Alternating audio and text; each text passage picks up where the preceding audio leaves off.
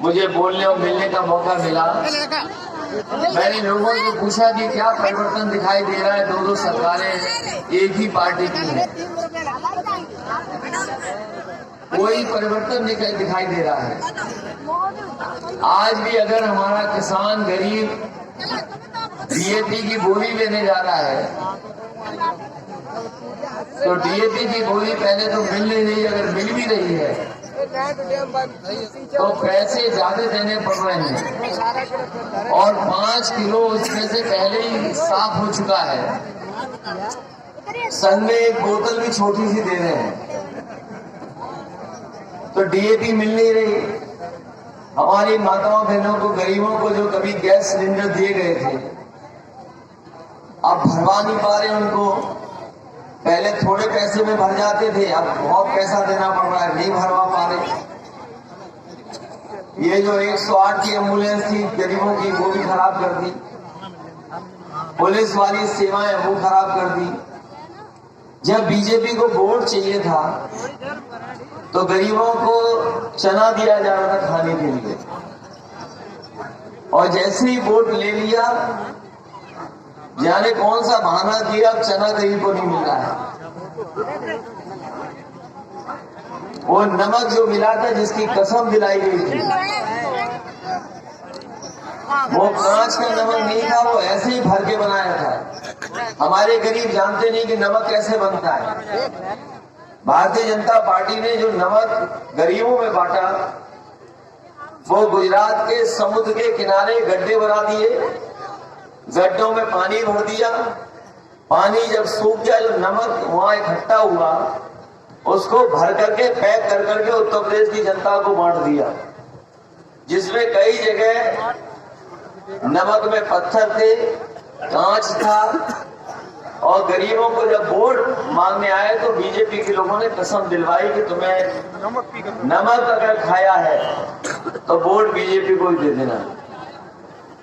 आपका सुनने में आया गेहूं भी अब समाप्त हो गया, गेहूं भी नहीं मिलने वाला गरीबों को। ये चुनाव के समय योजना चली थी और चावल इसलिए मिल रहे हैं क्या सर्दियों में चावल खा के बीमार हो जाए।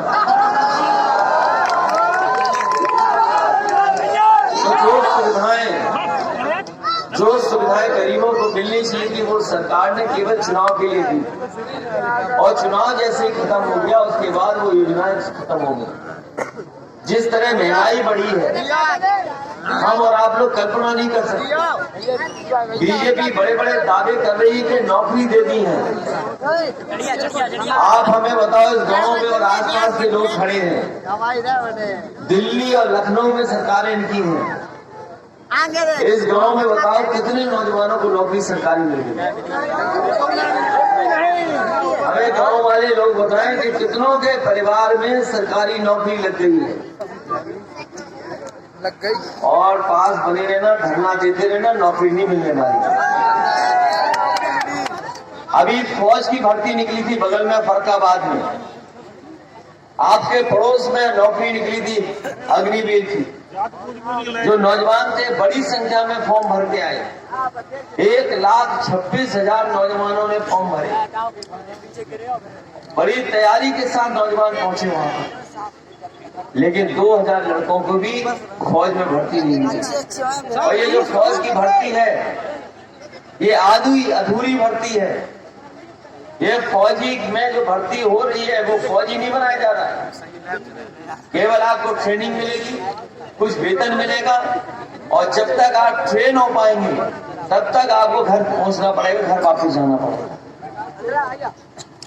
तो 1,26,000 लोगों ने फॉर्म भरा था केवल 12 जिलों में, और अगर 12 जिलों में नौजवानों को 2,000 भी नौकरी नहीं मिली, सोचिए बेरोजगारी कितने बड़े स्तर पे। जहाँ बेरोजगारी का कोई इनके पास रास्ता नहीं, महंगाई कम करने का कोई रास्ता नहीं। आप लोगों से बिजली का बिल जाने कितना वसूला जा रहा है। बिजली एक बनाई नहीं और नहीं बनाई जाएगी तो वही बिजली दी जाएगी, तो बिजली का बिल कितना देना पड़ रहा है।